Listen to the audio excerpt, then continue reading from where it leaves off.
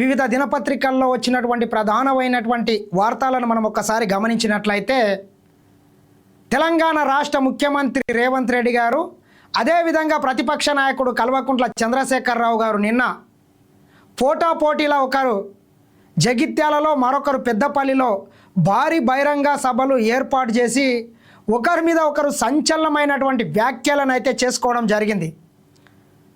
దాదాపు సంవత్సరంన్నర కాలం తర్వాత కల్వకుంట్ల చంద్రశేఖరరావు మొట్టమొదటిసారిగా ప్రజల ముందుకు వచ్చిండు. ఆయన మనం నిజంగా చెప్పుకున్నట్లయితే అధికారం కోల్పోయిన తర్వాత సుదీర్ఘకాలంగా ఫామ్ హౌస్కే పరిమితమయ్యాడు. ప్రతిపక్ష నాయకునిగా ఉంటూ కూడా ప్రతి నెలల 5-6 లక్షల రూపాయలు అలవెన్స్లో జీతం రూపంలో తీసుకుంటూ కూడా ప్రజా సమస్యలను గాలి కొదిలేసి ఏ ఒక్క రోజు కూడా వాటిని పట్టించుకోకుండా పూర్తిగా ఫామ్ హౌస్కే పరిమితమయ్యి ఆయన రెస్ట్ తీసుకుంటున్నాడు. అట్లా సంవత్సరానికి ఒకనాడు బయటికి వచ్చి తన మనసులోని అక్కసును కోపాన్ని మొత్తం వెళ్ళబుచ్చుకుంటూ పోతున్నాడు. కేసీఆర్ గారు ఈ రకంగా మీరు శాపం పెట్టడం కరెక్ట్ కాదు. ఈ రకంగా కొత్తగా ఏర్పడినటువంటి ప్రభుత్వం మీద ఈ రకంగా చిల్లర మల్లర వ్యాఖ్యలు చేయడం ఎంతవరకు కరెక్ట్ కాదు.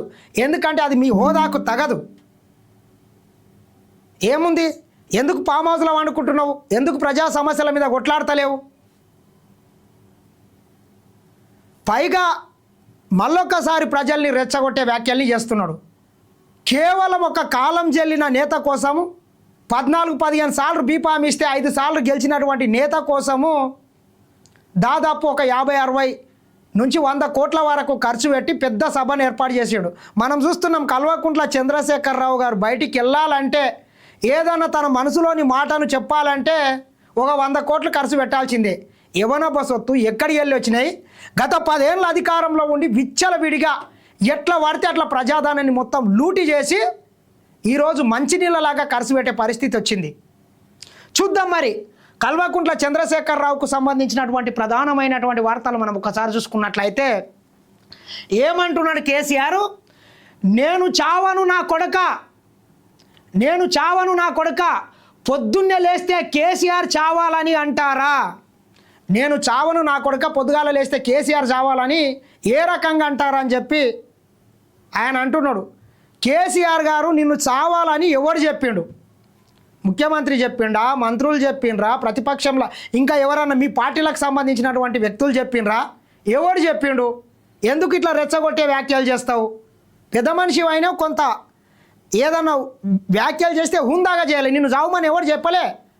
స్వయంగా ముఖ్యమంత్రి రేవంత్ రెడ్డి గారే తన హోదాని తన పదవిని కూడా పక్కన పెట్టి అసెంబ్లీలో నీ వస్తే నీ దగ్గరకు వచ్చి నీకు 2 చేతులు ఎత్తి దండం పెట్టి నీ బాగోగుల గురించి అడిగి నీవు బాత్రూంలో బొక్క బోర్ల పడి నీ తుంటి విరిగిపోతే కూడా యశోద హాస్పిటల్కి వచ్చి గ్రీన్ ఛానల్ ఏర్పాటు చేయించి డాక్టర్లతోని నీకు అన్ని రకాల మంచి వైద్యం అందించాలని చెప్పి ఈ రాష్ట్ర ముఖ్యమంత్రి రేవంత్ రెడ్డి గారు చెప్పినటువంటి గొప్ప మనసున్నటువంటి నాయకుడు.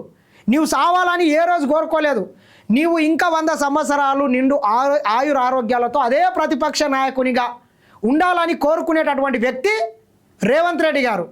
కాబట్టి లేనిపోని మాటలు మాట్లాడి ఆనందాన్ని అన్నట్లు చూపించి నీవు చిల్లర మల్లర వ్యాఖ్యలు చేసే ప్రయత్నం చేయకు. పొద్దున్నే లేస్తే కేసీఆర్ చావాలని అంటారా? ఈ విధవలు చావాలని పదే అంటే కేసీఆర్ చస్తాడా? ఇక్కడి దరిద్రం పోయేదాకా పనిచేస్తూనే ఉంటా. కాంగ్రెస్ హయాంలో కుంభకోణాలు తప్ప అభివృద్ధి లేదు. ఎక్కడ దరిద్రం పోయేదాకా నీవు పని చేస్తూనే ఉంటావు. ఏడో పని చేస్తున్నావు. నీవు 2 ఏళ్ల నుంచి 2.5 సంవత్సరాల నుంచి మొత్తం ఫామ్ హౌస్లో అనుకున్నావు. నువ్వు ఎన్నడూ పని చేసినావు? కాంగ్రెస్ కుంభకోణాలా? మిత్రులారా, ఎవడు అవునన్నా కాదన్నా ఈ దేశానికి స్వాతంత్రం తెచ్చినటువంటి పార్టీ కాంగ్రెస్ పార్టీ.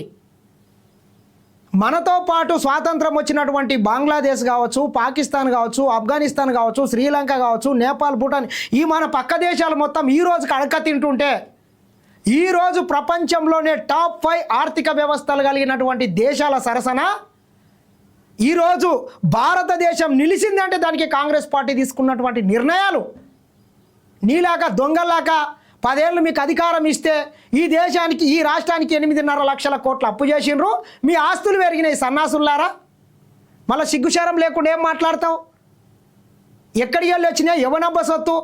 1000 ఎకరాల ఫామ్ హౌస్ నిర్మించుకున్నావు, నందినగర్లో ఒక గడి నిర్మించుకున్నావు, నీ కొడుకు జన్వాడలో ఒక ఫామ్ హౌస్ నిర్మించుకున్నాడు, నీ అల్లునికి ఫామ్ హౌస్, బిడ్డకు ఫామ్ హౌస్.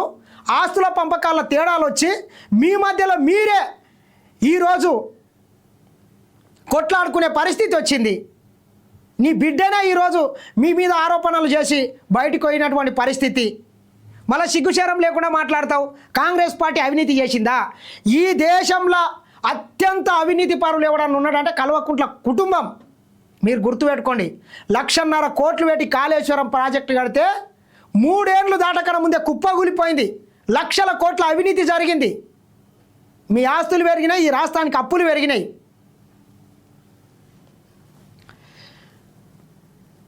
ఓట్లేసే ముందు ఆలోచించండి అని అప్పుడే చెప్పాను.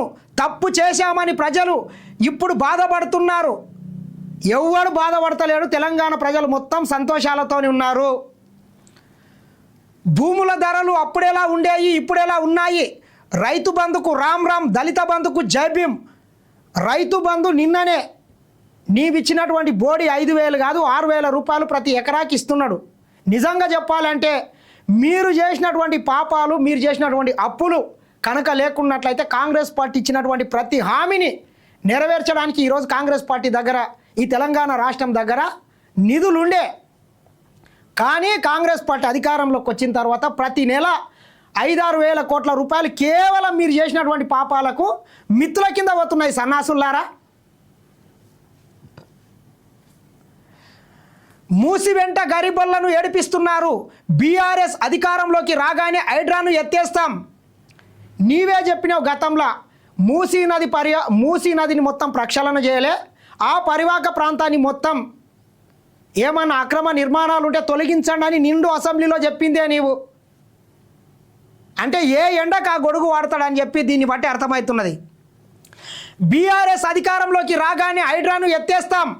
జగిత్యాల సభలో కేసీఆర్, బీఆర్ఎస్లో చేరిన జీవన్ రెడ్డి రాష్ట్రానికి పట్టిన శని పోవడానికే కేసీఆర్తో కలిసే జీవన్ రెడ్డి. మీరు అధికారంలోకి కాదు కదా, ప్రధానమైనటువంటి ప్రతిపక్ష హోదాని కూడా మీరు కోల్పోతారు. గుర్తుపెట్టుకోండి కేసీఆర్ గారు. ఇక బీఆర్ఎస్ అధికారంలోకి రావడం అనేటటువంటిది ఒక కళ.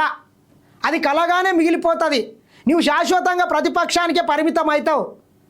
ఇంతేకాదు, ఇంకా కొన్ని రోజులు ఆగితే ఆ పదవి కూడా ఊడిపోతుంది నువ్వు అనుకుంటున్నావు. కాబట్టి ఏదో తెలంగాణ ప్రజలు మీకు అధికారాన్ని ఇవ్వలేరు కాబట్టి తప్పు చేసిండ్రనే ధోరణిలోని మీరు పనిచేయకండి. తెలంగాణ ప్రజలు చాలా క్లారిటీతోని మీరు రెండు సార్లు దొంగ హామీలను ఇచ్చి అధికారంలోకి వచ్చిండ్రు. మళ్ళొకసారి ప్రజల మీద శాపాలు పెడుతున్నాడు.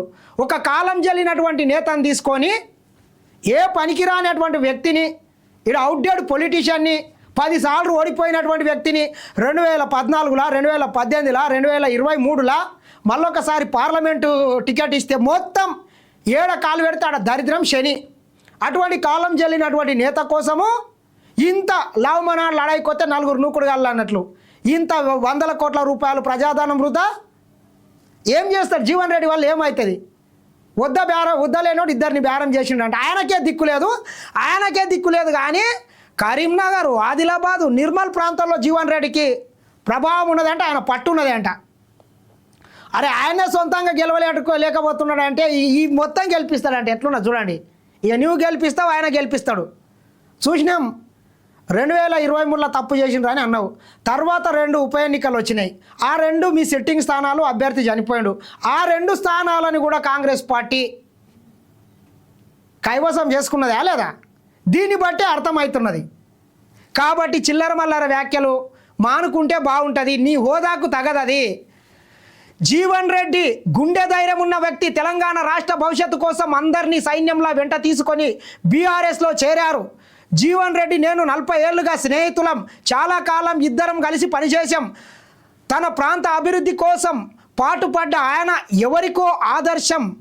ఎందరికో ఆదర్శం.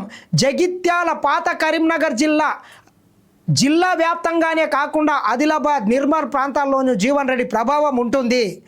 జగిత్యాలను, కరీంనగర్ను ఇక్కడి వారు చూసుకోవాలి, జీవన్ రెడ్డి రాష్ట్ర వ్యాప్తంగా పనిచేయాలి, ఆయన్ని బీఆర్ఎస్ రాష్ట్ర ప్రధాన కార్యదర్శిగా నియమిస్తున్నా. ఆయన రాష్ట్ర వ్యాప్తంగా కాదు కానీ ప్రధాన కార్యదర్శి ఇచ్చినావు, ఫామ్ హౌస్కి పిలుచుకో. నీకు ఫామ్ హౌస్లో టైంపాస్ అయితే లేదు, ఎవడు నీ దగ్గరికి వస్తలేడు, చిన్న ఏజ్ ఉన్నోళ్ళు ఎవరు రారు. నీ సమకాలీకుడు అయితేనే కొంత నీతో కలిసి కాలక్షేపం చేసుకోమో, ఫామ్ హౌస్లో ఆలుగడ్డలో ఉల్లిగడ్డలో ఎలిపాయలు విక్కమో ఏదన్నా ఒకటి చేదోడు వాదోడుకుంటాడు. సాయంత్రం పూట ఇద్దరు కలిసి వాకింగ్ చేసుకోవచ్చు, కొంత వర్కౌట్ చేయొచ్చు. కాలక్షేపానికి పనికొస్తాడు కాలం చెల్లిన నేత. ఆ జీవన్ రెడ్డి వల్ల అయ్యేది లేదు పోయేది లేదు. కేసీఆర్ నీవేదో పెద్ద ఊహించుకుంటున్నావు, నీకు నీవే. నీ బిడ్డకే దిక్కు లేదు, నీ బిడ్డనే మెడలు పట్టి పార్టీల నుంచి గెంటేసినావు, కానీ ఆయన ఏదో పెద్ద ఉద్ధరిస్తాడంట. ఈ రకంగా కల్వకుంట్ల చంద్రశేఖరరావు గారు తన అక్కసుని ఈ రాష్ట్ర ప్రభుత్వం మీద మొత్తం వెళ్ళగాకే ప్రయత్నం చేసిండు. ముఖ్యమంత్రి రేవంత్ రెడ్డి గారు కూడా ఎక్కడ తగ్గకుండా కేసీఆర్కి